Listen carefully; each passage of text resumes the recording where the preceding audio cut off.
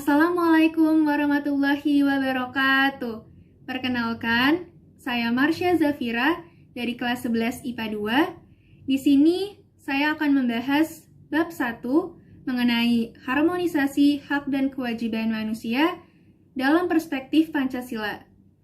Poin yang pertama, saya akan membahas mengenai konsep hak dan kewajiban asasi manusia. Yang pertama ada hakikat HAM. Istilah hak asasi manusia atau human right muncul pada tahun 1948 bersamaan dengan lahirnya Declaration of Human Rights yang diakui sejak 10 Desember 1948. Istilah ini diciptakan oleh Anna Eleanor Roosevelt, istri Presiden ke-32 Amerika Serikat yang bernama Franklin Delano Roosevelt. Selanjutnya ada pengertian hak asasi manusia menurut beberapa tokoh. Yang pertama ada menurut John Locke, penulis buku Two Treatises on Civil. Ini menjelaskan hak asasi manusia adalah hak yang dibawa oleh manusia sejak lahir dan bersifat kodrati melekat pada diri setiap manusia serta tidak dapat diganggu-gugat. Yang kedua, menurut Franklin, berpendapat bahwa ada 4 kebebasan yang dimiliki oleh manusia sebagai berikut. Pertama, kebebasan berbicara, kebebasan memilih agama, kebebasan dari rasa takut, dan kebebasan dari kekurangan dan kelaparan. Selanjutnya, menurut John Matterson, HAM adalah hak-hak yang secara inheren melekat dalam diri manusia dan tanpa hak itu, manusia tidak dapat hidup sebagai manusia. Yang terakhir, menurut Undang-Undang Dasar Nomor 39 Tahun 1949. Sebagai seperangkat hak yang melekat pada hakikat dan keberadaan sebagai makhluk Tuhan Yang Maha Esa dan merupakan anugerahnya yang wajib dihormati, dijunjung tinggi, dan dilindungi oleh negara, hukum, pemerintah, dan setiap orang demi kehormatan serta perlindungan harkat dan martabat manusia. Berdasarkan beberapa pengertian di atas, dapat dipahami bahwa hak asasi manusia merupakan hak universal yang dimiliki oleh setiap manusia sebagai anugerah Tuhan dan dibawa sejak lahir. Poin yang kedua, saya akan membahas mengenai ciri khusus hak asasi manusia. Ada 4. Yang pertama, tidak dapat dicabut, artinya hak asasi manusia tidak dapat dihilangkan atau diserahkan. Yang kedua, tidak dapat dibagi, artinya semua orang berhak mendapatkan semua hak.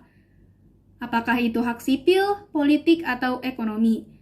Yang ketiga, hakiki, artinya hak asasi manusia adalah hak semua umat manusia yang sudah ada sejak lahir. Yang keempat, universal, artinya hak asasi manusia berlaku untuk semua orang tanpa memandang status, suku bangsa, gender, atau perbedaan lainnya. Selanjutnya, jenis-jenis hak asasi manusia. Yang pertama ada hak asasi pribadi atau personal rights. Hak yang meliputi kebebasan menyatakan pendapat, aktif di setiap organisasi, kebebasan memeluk agama, bergerak, kebebasan untuk kumpulan, dan lain-lain. Yang kedua, hak asasi sosial dan budaya, yaitu menyangkut dalam masyarakat. Untuk memilih pendidikan, hak untuk mengembangkan kebudayaan, ada mendapat pelajaran, memperoleh jaminan sosial, dan berkomunikasi.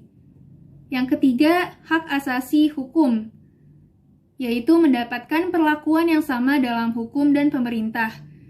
Contohnya, hak mendapatkan layanan dan perlindungan hukum, hak yang mendapatkan dan memiliki pembelaan hukum pada peradilan, hak yang sama dalam proses hukum, dan hak dalam perlakuan yang adil dalam hukum. Yang keempat ada hak asasi ekonomi, yaitu membeli, menjual, serta memanfaatkan sesuatu. Contohnya, hak kebebasan mengadakan dan melakukan perjanjian kontrak, hak memiliki sesuatu, dan hak memiliki pekerjaan yang layak. Yang kelima ada hak asasi politik, yaitu hak ikut serta dalam pemerintahan, hak pilih dan dipilih, hak kebebasan ikut serta dalam kegiatan pemerintahan, dan hak mendirikan partai politik. Yang terakhir ada hak asasi peradilan, hak untuk mendapatkan perlakuan tata dan perlindungan, Misalnya peraturan dalam hal penahanan, penangkapan, dan penggeledahan. Contohnya ada hak memperoleh kepastian hukum, hak menolak digeledah tanpa adanya surat penggeledahan, hak mendapatkan pembelaan dalam hukum, dan hak untuk mendapatkan hal yang sama dalam berlangsungnya proses hukum, baik itu penyelidikan, penangkapan, dan penahanan. Selanjutnya ada makna kewajiban asasi manusia. Ada 3. Yang pertama, kewajiban bela negara. Yang kedua, menaati hukum dan pemerintahan. Dan yang ketiga, menghormati hak asasi manusia. Selanjutnya ada substansi hak dan kewajiban asasi dalam Pancasila. Hak dan kewajiban asasi manusia dalam nilai dasar Pancasila bersifat universal, sehingga di dalamnya terkandung cita-cita, tujuan, serta nilai-nilai yang baik dan benar. Nilai dasar ini bersifat tetap dan melekat pada kelangsungan hidup negara. Poin yang kedua ada hak dan kewajiban asasi manusia dalam nilai praksis sila-sila Pancasila.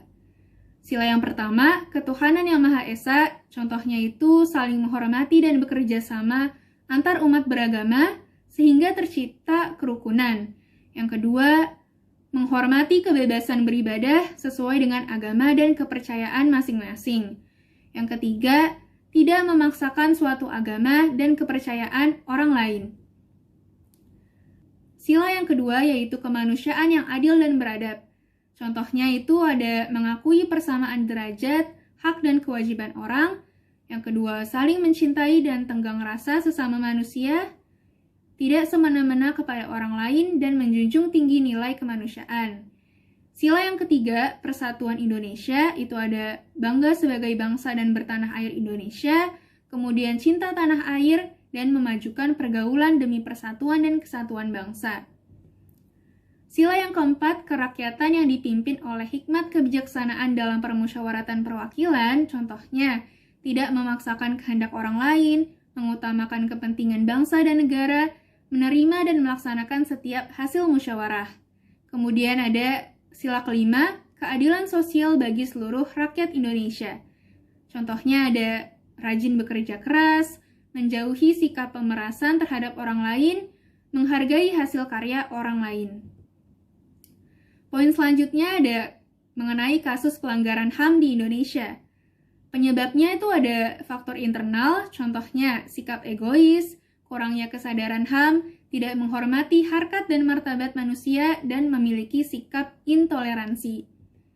Sedangkan faktor eksternal, contohnya ketidaktegasan hukum dan aparatnya, struktur politik dan sosial membuat terjadinya pelanggaran HAM, kesenjangan ekonomi, kurangnya sosialisasi tentang HAM, dan penyalahgunaan teknologi. Kemudian ada kasus pelanggaran hak asasi manusia di Indonesia. Yang pertama ada kerusuhan Tanjung Priok pada tanggal 12 September 1984, kemudian pelanggaran HAM di daerah operasi militer di Aceh, kemudian kasus pembunuhan Marsinah.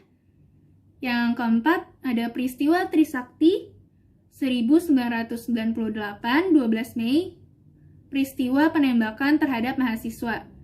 Yang kelima, ada tragedi Semanggi I dan tragedi Semanggi II pada 13 November 1998 dan 24 September 1999. Kemudian ada pembunuhan Munir sebagai aktivis HAM Indonesia pada tanggal 7 September 2004.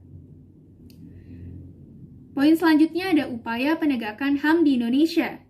Upaya pemerintah itu ada 4, pembentukan Komisi Nasional Hak Asasi Manusia atau Komnas HAM, kemudian pembentukan instrumen HAM, yang ketiga pembentukan pengadilan HAM, dan yang terakhir Komisi Pelindungan Anak Indonesia atau KPAI.